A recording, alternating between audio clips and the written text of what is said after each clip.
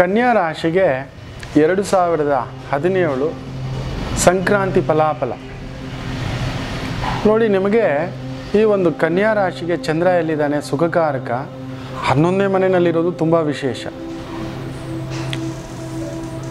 ನೆಮ್ಮದಿಕಾರಕ ಗುರು ನಿಮ್ಮ ಮನೆಯಲ್ಲೇ ಬಂದು ಒಂಟಿಯಾಗಿ ಕುಳಿತುಕೊಬಿಟ್ಟಿದ್ದಾನೆ. ಕಾರಕೋ ಕಾರಕ ಭಾವನಾ ಅಸ್ತಿ ಅಂದರೆ ನೆಮ್ಮದಿ ಇದೆ, ನೆಮ್ಮದಿಯಲ್ಲಿ ದುಃಖವನ್ನು ಹುಡುಕ್ತೀರ. ಸುಖ ಇದೆ, ಸುಖದಲ್ಲಿ ದುಃಖ. ಕುಟುಂಬಕಾರಕ, ಪುತ್ರಕಾರಕ, ಜ್ಞಾನಕಾರಕ, ಹೆಸರು, ಕೀರ್ತಿ, ಪ್ರತಿಷ್ಠೆ ಇವೆಲ್ಲವನ್ನು ಕೊಡತಕ್ಕಂಥ ಒಂದು ಗುರು ನಿಮಗೆ 6ನೇ ಮನೆಯಲ್ಲಿ ಒಂಟಿಯಾಗಿ ಕುಳಿತುಕೊಬಿಟ್ಟಿದ್ದಾನೆ.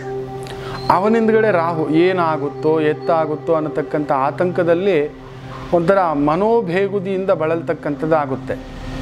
ಇನ್ನು ನಿಮಗೆ ರಾಜಯೋಗಕಾರಕ ಶುಕ್ರ ಎಲ್ಲಿದ್ದಾನೆ? 6ನೇ ಮನೆಯಲ್ಲಿ ಕುಳಿತುಕೊಬಿಟ್ಟಿದ್ದಾನೆ.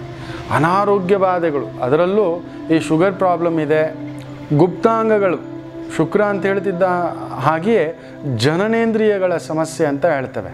ಅಲ್ಲಿ ಒಂಥರ ಉರಿತಾ ಇರತಕ್ಕಂಥ ಸಮಸ್ಯೆ, ಗರ್ಭಕೋಶ ಸಮಸ್ಯೆ, ಯೂರಿನರಿ ಇನ್ಫೆಕ್ಷನ್ ಸಮಸ್ಯೆ, ಕಿಡ್ನಿ ಸಮಸ್ಯೆ, ಕಿಡ್ನಿ ಸ್ಟೋನ್ ಸಮಸ್ಯೆ, ವಿಪರೀತವಾದಂಥ ಒಂದು ದಣಿವಾಗತಕ್ಕಂಥದ್ದು, ದೇಹದಲ್ಲಿ ಶಕ್ತಿಯೇ ಇಲ್ಲದ ಹಾಗೆ. ಯಾಕಂದರೆ ಒಂಟಿ ಗುರು ಬೇರೆ ಕುಳಿತುಕೊಬಿಟ್ಟಿದ್ದಾನೆ. ಮನಸ್ಸಿಗೂ ನೆಮ್ಮದಿ ಇಲ್ಲ, ದೇಹಕ್ಕೂ ನೆಮ್ಮದಿ ಇಲ್ಲ. ಇರುವ ಯೋಗವನ್ನು ನೀವು ಉಪಯೋಗ ಮಾಡಿಕೊಳ್ಳಲು ಬಿಡುವುದಿಲ್ಲ. ಕನ್ಯಾ ರಾಶಿಗೆ ಎಲ್ಲ ಇದ್ದು ಏನೂ ಇಲ್ಲದ ಹಾಗೆ ಜಪ ತಪ ಧ್ಯಾನದ ಕಡೆ ಮನಸ್ಸು ಒಲಿಯತಕ್ಕಂಥದ್ದಾಗುತ್ತೆ. ದೊಡ್ಡ ಮನೆ ಶುಕ್ರ ಅಂತ ಹೇಳ್ತಿದ್ದ ಹಾಗೆ, ದೊಡ್ಡ ಕಾರು, ದೊಡ್ಡ ಬಂಗಲೆ, ದೊಡ್ಡ ಹೆಸರು, ಏನಿದ್ದು ಏನು ಪ್ರಯೋಜನ? ಯಾರು ಪ್ರೀತಿಸಬೇಕು ಅವರು ಪ್ರೀತಿಸ್ತಿಲ್ಲ, ಯಾರು ಹತ್ತಿರ ಇರಬೇಕು ಅವರೇ ಹತ್ತಿರ ಇಲ್ಲ. ಕುಟುಂಬ ಅನ್ನುವುದು ಹತ್ತಿರ ಇರಬೇಕು, ಅವರೇ ಹತ್ತಿರ ಇದ್ದರೂ ನಿಮ್ಮನ್ನು ಗಮನಿಸ್ತಿಲ್ಲ.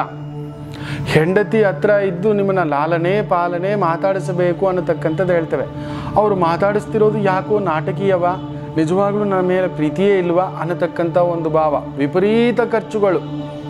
ಯಾಕೆಂದರೆ ಆ ಸುಖದ ಮನೆಯಲ್ಲಿ ಬುಧ ಹೋಗಿ ಕುಳಿತುಕೊಂಡಿದ್ದಾನೆ. ಇರುವ ಸುಖವನ್ನು ವೃದ್ಧಿ ಮಾಡಲು ಹೋಗಿ ಎಡವಟ್ಟು ಮಾಡಿಕೊಳ್ಳತಕ್ಕಂಥದ್ದಾಗುತ್ತೆ. ಇರುವ ಮನೆಯನ್ನು ಮಾರಲಿಕ್ಕೆ ಹೋಗೋದು, ಇಲ್ಲ ಇರೋ ಮನೆ ಬಿಟ್ಟು ಇನ್ನೊಂದು ಮನೆ ಬದಲಾವಣೆ ಮಾಡಲಿಕ್ಕೆ ಹೋಗೋದು, ಇಲ್ಲ ಇರುವ ಹೆಸರನ್ನು ಇನ್ನೊಂದಷ್ಟು ಅಭಿವೃದ್ಧಿ ಮಾಡಿಕೊಳ್ಳಲಿಕ್ಕೆ ಹೋಗಿ ಬಹುದೊಡ್ಡ ಎಡವಟ್ಟನ್ನು ತಿನ್ನತಕ್ಕಂಥದ್ದಾಗುತ್ತೆ. ಅದರಲ್ಲೂ ಕಲಾವಿದರು, ಈ ಆರ್ಟಿಸ್ಟ್ಗಳು, ಈ ಪೊಲೀಸ್ ಉದ್ಯೋಗ, ಮಿಲಿಟರಿ ಉದ್ಯೋಗ, ರಕ್ಷಣಾ ಇಲಾಖೆ, ಸ್ಪೋರ್ಟ್ಸ್ ಪರ್ಸನ್ಸ್ ಆಗಿ ಕೆಲಸ ಮಾಡ್ತಿದ್ದೀರಾ, ಬ್ಯಾಂಕರ್ಸ್ ಆಗಿ, ಅಡ್ವೈಸರ್ಸ್ ಆಗಿ, ಇನ್ಶೂರೆನ್ಸ್ ಅಡ್ವೈಸರ್ಸ್, ಟೀಚರ್ಸ್, ಲೆಕ್ಚರರ್ಸ್, ಯೋಗ ಮಾಸ್ಟರ್, ಸ್ಪಿರಿಚುವಲ್ ಕನ್ಸಲ್ಟೆಂಟ್ಸ್, ಜಡ್ಜ್ ಆಗಿ ಕೆಲಸ ಮಾಡ್ತಿದ್ದೀರಾ, ಅಡ್ವೊಕೇಟ್ಸ್ ಆಗಿ ಕೆಲಸ ಮಾಡ್ತಿದ್ದೀರಾ, ಯಾಕೋ ಕಟ್ಟಾಕ್ಬಿಡುತ್ತಪ್ಪ.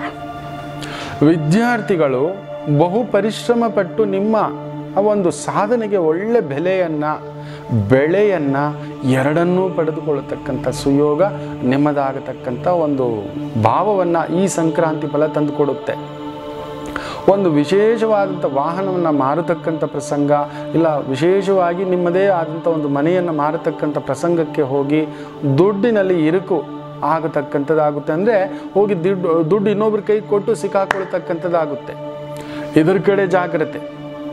ಯಾರನ್ನೂ ನಂಬಬೇಡಿ, ಪಾಲುದಾರಿಕೆಯ ವ್ಯವಹಾರಗಳನ್ನು ಮಾಡಬೇಡಿ, ದೊಡ್ಡ ಇನ್ವೆಸ್ಟ್ಮೆಂಟ್ ಮಾಡಲಿಕ್ಕೆ ಹೋಗಬೇಡಿ, ದೊಡ್ಡ ಟೆನ್ಷನ್ಸ್ ತಗೊಳ್ಳಿಕ್ಕೆ ಹೋಗಬೇಡಿ. ಇರುವುದರಲ್ಲಿ ತೃಪ್ತಿ ಪಡಿ. ಆದಷ್ಟು ಯೋಗ, ಧ್ಯಾನ, ಪೂಜೆ ಹೆಚ್ಚಾಗಿ. ನಿಮಗೆ ಯೋಗಕಾರಕ ಶುಕ್ರ ಕೆಟ್ಟಿರುವುದರಿಂದ ರಂಗನಾಥ ಕ್ಷೇತ್ರಗಳಿಗೆ ಹೋಗಿ ದರ್ಶನ ಮಾಡುವುದು ಸ್ವಲ್ಪ ವಿಶೇಷವಾಗಿ ನಿಮಗೆ ಬಂದಿರತಕ್ಕಂಥ ಸಮಸ್ಯೆಗಳನ್ನು ದೂರ ಮಾಡತಕ್ಕಂಥದ್ದಾಗುತ್ತೆ. ಒಂದು ಬುಟ್ಟಿ ತುಂಬ ಎಲೆ, ಅಡಿಕೆ, ಅರಿಶಿನ, ಕುಂಕುಮ, ಈ ಒಂದು ತೆಂಗಿನಕಾಯಿ, ಒಂದು ಬಾಳೆಹಣ್ಣು ಇವುಗಳನ್ನು ತುಂಬಿಸಿ ಯಾವುದಾದರೂ ಹಸುವಿಗೆ ಪೂಜೆ ಮಾಡಿ, ಗೋಪೂಜೆಯನ್ನು ಮಾಡಿ, ಆ ಗೋದಾನ ಮಾಡಿದರು, ಗೋಪೂಜೆ ಮಾಡಿದರು, ಸುಮಂಗಲಿ ಪೂಜೆ ಮಾಡಿದರು, ಕನ್ಯಾದಾನ ಮಾಡಿದರು, ಇವುಗಳಲ್ಲಿ ಯಾವುದಾದರೂ ಒಂದು ಪರಿಹಾರವನ್ನು ಮಾಡುತ್ತಲೇ ಇರಬೇಕು. ನೆನಪಲ್ಲಿಟ್ಕೊಳ್ಳಿ. ಯಾಕೆಂದರೆ ಸುಖ ಇದೆ.